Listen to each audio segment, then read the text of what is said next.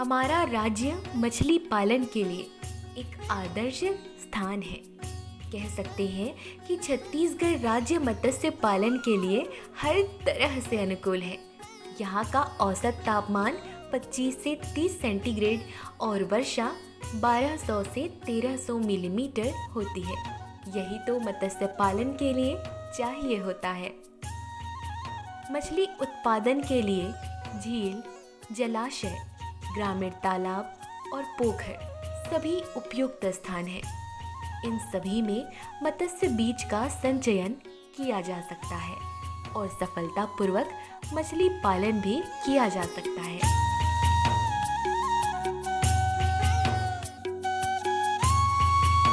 तालाबों में मछली के बीज के डालने से पहले ही तालाब की तैयारी पूरी कर लेनी चाहिए और इसके लिए सबसे मुनासिब समय होता है गर्मियों का, क्योंकि इस मौसम में तालाब में स्वाभाविक रूप से पानी कम होता है और जिसकी वजह से तालाब की सफाई और खुदाई आसानी से हो जाती है। सबसे पहले तो तालाब से पुरानी मछलियों को निकाल देनी चाहिए। फिर तालाब के ऊबड़ खाबड़ मिट्टी को समतल कर लें। तालाब के किनारे यदि कटे फटे हो तो उसे भी सुधारा जा सकता है। यदि आपके तालाब में पानी के बाहर से आने या जाने के लिए रास्ता है तो उसमें लोहे की जाली लगा देनी चाहिए ताकि बाहरी मछली तालाब में ना आ सके और ना ही तालाब की पालित मछली बाहर जा सके। मैं 10वीं तक पढ़ा हुआ हूँ और मेरा थोड़ा सा धान का खेती था तो उसमें प्रॉफिट कम हो रहा था। फिर मैं फिशरीज इंस्पेक्टर से मिला, उनने मेरे को बताया कि मछली पालन करो, तब मैंने मछली तालाब बनाए। अभी भी जिसका काम कर रहा हूँ, रोहा, मिर्कल, कतला, ग्रासकार, कामन कार, इनको छोटा रखता हूँ। उसके बाद मैं बड़े तालाब में डालता हूँ, फिर बड़ा करता हूँ, खिला पिला के बड़ा करके उसको मार्केट में बेचता हूँ। इससे मेरे को काफ़ी फ़ायदा हो रहा है। मैंने 20 तालाब बनाए हैं 20 एकड़ में और आधुनिक तरीके से मैं खेती कर रहा हूँ। जैसे कि चिड़िया कोकड़ा परेशान करता है तो उसके लिए जाल बिछाया जाता है, चोरी होता है मछली उसके लिए कैमरे लगाए गए हैं। आधुनिक तरीके से खेती कर रहा हूँ और मछली बीज को बड़ा करने के लिए दाना है, सरसों खल्ली है, सब इस्तेमाल करना पड़ता है, उसको तरीके से देना रहता है। एक बार फिर बता दें कि तालाब जिसमें कि मछली का पालन किया जाना है उसमें किसी किस्म की गंदगी या कीचड़ नहीं होनी चाहिए। फिर इसके बाद उचित मार्गदर्शन की छत्रछाया में आवश्यकता, वातावरण और मांग के आधार पर रासायनिक और अरासायनिक विधि से तालाबों का शोधन और पोषण किया जाना चाहिए। किसान भाइयों के लिए छत्तीसगढ़ सहित पूरे भारत में रोजगार का बहुत बड़ा साधन ग्रामीण क्षेत्रों में उपलब्ध है। इसमें कम पढ़े लिखे युवाओं को भी मछली पालन की खेती करने से बहुत अधिक आमदनी होती है। आजकल किसान जो है खेती कर रहा है, धान की खेती ले रहा है, अनाज ले रहा है, गन्ना उत्पादन कर रहा है, तो एक सतह पर करता है। मछली पालन करने वाले किसान जो तालाब को अपनी निजी भूमि में तालाब बनाते हैं वो 3 सतह में मछली पालन करते हैं। ऊपरी की सतह में कतला मछली रहती है, बीच में रोहू और नीचे में मृगल रहती है। इस प्रकार 3 गुना आमदनी किसान को होती है। और किसान भाइयों के लिए मछली पालन में बहुत सारी विधाएं हैं। कुछ लोग मछली बीज संवर्धन का काम कर सकते हैं। जिन तालाबों में 4 महीने पानी रहता है, 6 महीने पानी रहता है और उनमें वो मछली बीज संवर्धन का कार्य कर सकते हैं। कुछ बड़े तालाब रहते हैं जिनमें 12 मासी पानी रहता है, जलाशय रहते हैं जिसमें 12 महीने पानी रहता है, उससे सिंचाई भी होती है। उन तालाबों में बड़े आकार के फिंगरलिंग मछली बीज डाल के मछली पालन का कार्य करने से अधिक आमदनी होती है। इसके लिए शासन जो है विभिन्न योजनाओं में आपका अनुदान भी दे रही है। तालाबों का आकार, तालाब छोटे आकार से लेकर बड़े बड़े आकार तक के हो सकते हैं। तालाब 1 हेक्टर, मछली पालन के लिए 1 हेक्टर का तालाब कम से कम होना चाहिए। उसमें मछली पानी की जो क्षमता होती है कम से कम 2 मीटर होना चाहिए। गर्मी में कम से कम 2 मीटर पानी रहे। इस प्रकार जो है 1 हेक्टर जल क्षेत्र में 5000 फिंगरलिंग मछली बीज डाल के उसको पूरा आहार दे के उसमें जो है मछली उत्पादन किया जा सकता है। आजकल मछली उत्पादन करने के लिए अधिक उत्पादन कम जगह में अधिक उत्पादन लेने के लिए, कम एरिया में अधिक उत्पादन लेने के लिए वैज्ञानिक तरीके से मछली पालन किया जा रहा है।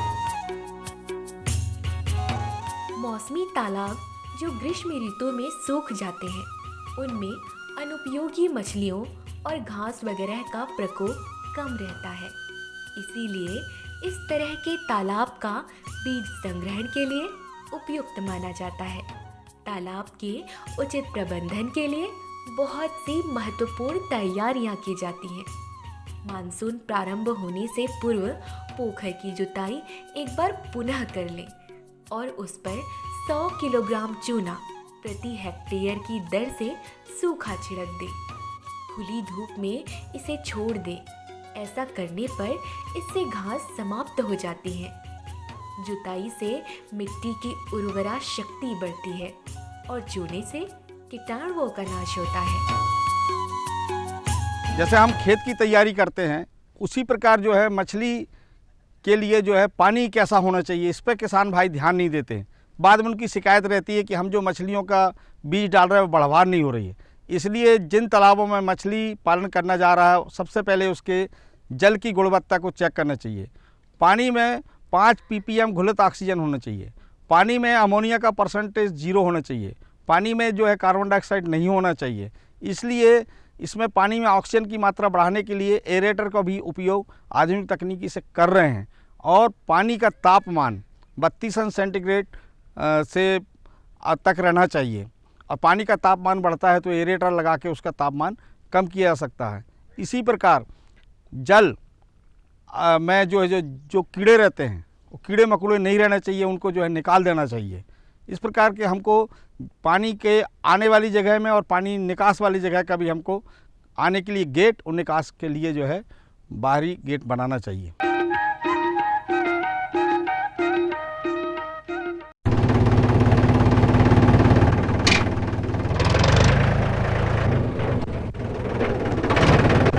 अरे हरकू वाह, बीज, कीटनाशक और आज खाद भी। अरे इतना खर्चा कहाँ से? अरे खर्च की चिंता किसे है, मेरे पास है ये किसान क्रेडिट कार्ड। कार्ड? अरे बैंकों द्वारा जारी इस कार्ड से किसान उसकी सीमा तक की रकम कभी भी बैंक से निकलवा सकता है और खेती बाड़ी की सामग्री कभी भी खरीद सकता है। तो हरकू भैया एक कार्ड मेरे लिए भी। किसान क्रेडिट कार्ड के लिए नजदीकी बैंक से संपर्क करें और पाएं ढेर सारे लाभ। मेरे साथ बोलो ए बी। अरे नादान, बच्चे को एबीसी सिखा रहा है। अरे काम धंधे की एबीसी तू कब सीखेगा? ये देख विज्ञापन। तेरे जैसे कृषि विज्ञान सीखे हुए युवाओं के लिए भारत सरकार के कृषि मंत्रालय ने एक योजना बनाई है, ACABC। ACABC? जी हाँ, ACABC यानी एग्री क्लिनिक्स और एग्री बिजनेस सेंटर।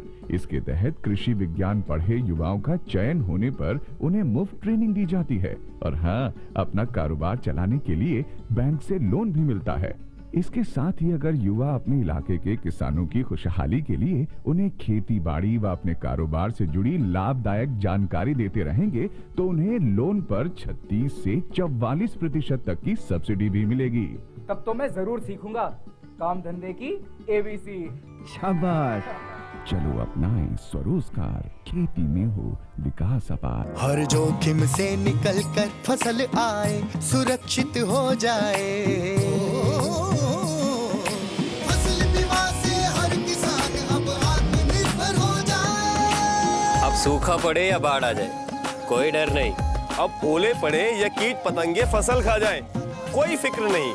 अब कैसी भी आपदा हमारी फसल पे आ जाए, क्षति होने पर हमारे दावों का उचित भुगतान मिलता है, क्योंकि हमने लिया है प्रधानमंत्री फसल बीमा। बुआई से फसल कटाई तक हर जोखिम का दावा, न्यूनतम प्रीमियम पर अधिकतम भुगतान का वादा। योजना से हर साल जुड़ रहे हैं 5 करोड़ से ज्यादा किसान। अब आपकी है बारी। नजदीकी कृषि कार्यालय, सहकारी समिति, बैंक शाखा, अधिकृत बीमा कंपनी या जन सेवा केंद्र में स्वेच्छा से करा सकते हैं पंजीकरण। फसल बीमा पोर्टल या फसल बीमा ऐप द्वारा भी किया जा सकता है पंजीकरण। प्रधानमंत्री फसल बीमा योजना, आपकी फसलों का संपूर्ण सुरक्षा कवच। कृषि एवं किसान कल्याण मंत्रालय, भारत सरकार। आप किसान भाइयों की खेती बाड़ी से जुड़ी हर समस्या का कृषि विशेषज्ञों द्वारा तुरंत समाधान। किसान कॉल सेंटर आप भारत के किसी भी प्रदेश में रहते हो, कोई भी भाषा बोलते हो, आपकी समस्या चाहे फसल की, बीमारी की हो, खाद की, पशुपालन की या कृषि से जुड़ी नई तकनीक की, अपनी समस्या का अपनी ही भाषा में समाधान पाने के लिए आप देश के किसी भी कोने से डायल करें 1551। विशेषज्ञ द्वारा आपको दी जाने वाली ये सलाह बिल्कुल निशुल्क है। ये सुविधा प्रातः 6 बजे से रात्रि 10 बजे तक निशुल्क उपलब्ध है। किसान कॉल सेंटर यानी 1551।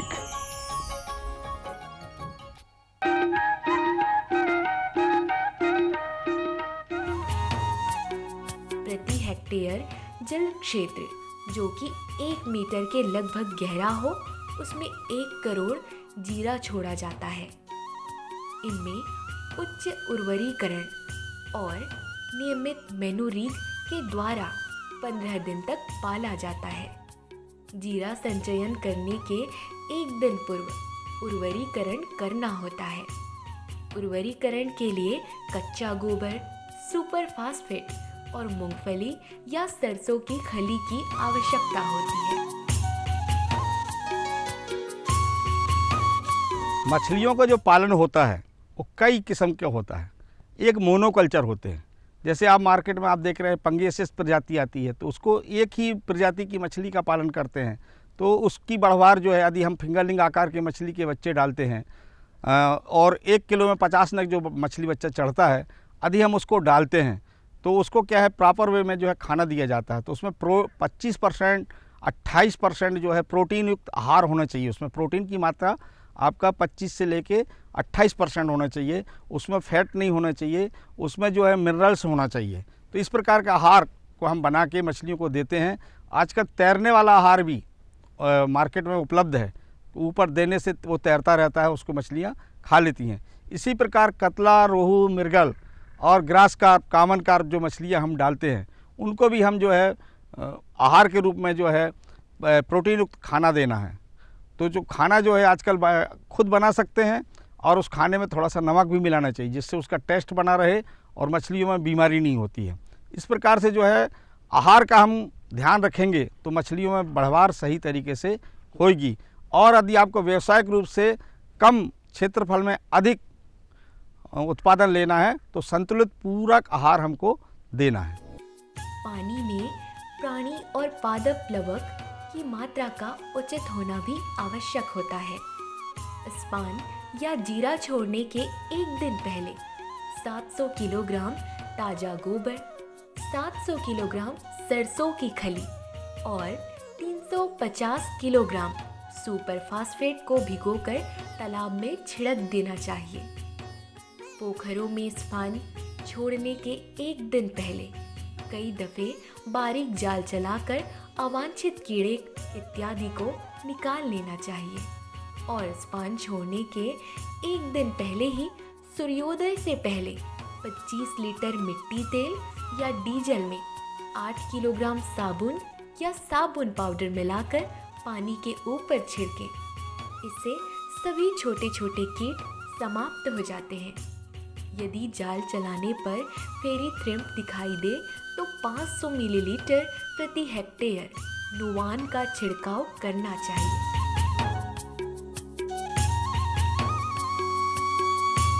जैसे हम अपने बच्चे का लालन पालन करते हैं, इसी प्रकार से जो न्यू बॉर्न बेबी होते हैं, बच्चे होते हैं मछली के, उनको जब वो बच्चे होते हैं तो जैसे हमारे बच्चे में नाल लगी रहती, इसी प्रकार से जो 72 घंटे का बच्चा रहता है उसमें भी एक प्रोटीन की थैली लगी रहती है, उसको तो यॉक बोलते हैं। यॉक से मछली का जो बच्चा रहता है, न्यू बॉर्न बेबी जो स्पॉन रहता है, वो खाना खाता है।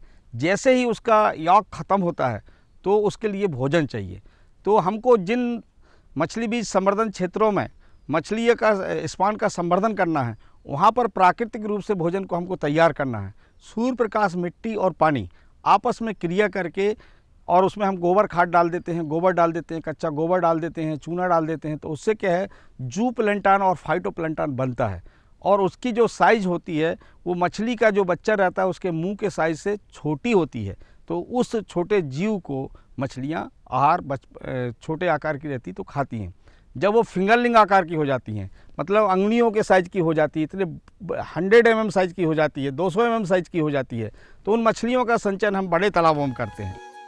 हमारे राज्य की आबो हवा, वातावरण, परिवेश और उपलब्ध जल की मात्रा के मान से कहा जा सकता है कि यहाँ मछली पालन की भरपूर संभावना है। हमारे राज्य के ग्रामीण परिवेश में मछली पालन का काम पारंपरिक रूप से भी किया जा रहा है और बहुत से युवा मछली पालक आधुनिक और वैज्ञानिक विधि प्रयोग में ला रहे हैं। दोनों ही विधियों के परिणाम में बहुत अंतर पाया जा रहा है। आधुनिक विधि से मछली पालन का काम अधिक लाभदायी साबित हो रहा है। नई प्रणालियों की मदद से हम कम मेहनत और लागत में ही कई गुनी ज़्यादा मछलियों को उत्पादित कर सकते हैं। तालाब जो छोटी नर्सरियां हैं उनमें बच्चे का पालन करते हैं, फिर उनसे बड़े तालाबों में बड़ा करके बेचते हैं। उसके लिए तैयार करते हैं बच्चे को, फिर बड़ा करते हैं, फिर मार्केट में बेचते हैं। उसके लिए सुरक्षा भी रखनी पड़ती है। तालाब में जाली लगाना है, कैमरे लगा के चोरी से बचाना है, तरीके से दाना डालना है। 3 टाइम दाना देना रहता है, मछली को चारा खिलाना है। ये सब तरीका है। तालाब में स्पान ला के डालते हैं, 1 महीने स्पान रखते हैं, फिर फ्राई करके जो है दूसरे तालाब में ट्रांसफ़र करते हैं, फिर फिंगर लिंक करके उसको जो है बड़े तालाब में ट्रांसफ़र किया जाता है। भारत के युवाओं को आगे बढ़ाने के लिए, ग्रामीण रोजगार के साधन उपलब्ध कराने के लिए सरकार स्वयं की भूमि में तालाब निर्माण पर अनुदान दे रही है। ये जो तालाब निर्माण किए गए हैं, इसमें जो है शासन की स्कीम के द्वारा इनको अनुदान भी मिला है और इसमें इनको मछली पालन के लिए भी अनुदान मिला है। सरकार ऋण की भी व्यवस्था करती है, बैंक के ऋण आर्थिक रूप से मदद भी कर रही हैं और धीरे धीरे इन्होंने अपना धान की खेती में फ़ायदा नहीं हो रहा है, इस कारण से पूरा जो है 25 एकड़ खेत को जो है आपका जो है तालाब में परिवर्तित कर दिया है। और आज युवाओं के लिए बहुत अच्छा व्यापार का साधन है मछली पालन। और मछली पालन करने से रोज़गार तो मिलता ही है, प्रोटीन युक्त आहार मिलता है, जिससे बच्चों को जो है कुपोषण दूर होता है, महिलाओं को, गर्भवती महिलाओं का और ग्रामीण लोगों को बहुत अच्छा साधन है, क्योंकि मछली जो है आहार के रूप में लेने से सुपाच्य होती है और ये बहुत अच्छा आहार भी है और इससे बहुत अच्छा रोज़गार के साधन भी उपलब्ध है। मौसम के मान से मछली बीज का चयन किस तरह से हो, मांग और बिक्री के अनुरूप किस मछली के उत्पादन में अधिक लाभ है, मछली बीज का संचयन किस तरह से किया जाना चाहिए, मछली पालन से पहले तालाब को किस तरह से तैयार किया जाता है वगैरह, इन बातों की जानकारी मछली पालक बंधु संबंधित विभाग से प्राप्त कर सकते हैं। ग्रामीण मत्स्य पालक यदि किसान भी है तो उसे दोहरा लाभ मिल सकता है। वे मत्स्य पालन के साथ ही साथ अन्य पशुओं का पालन भी आसानी से करके खर्चे में कटौती कर सकते हैं। व्यावसायिक दृष्टिकोण से मत्स्यिकी के क्षेत्र में 2 तरह से उद्योग किया जा सकता है, जिनमें पहला है मछली पालन करके और दूसरा है मछली का बीज उत्पादित करके।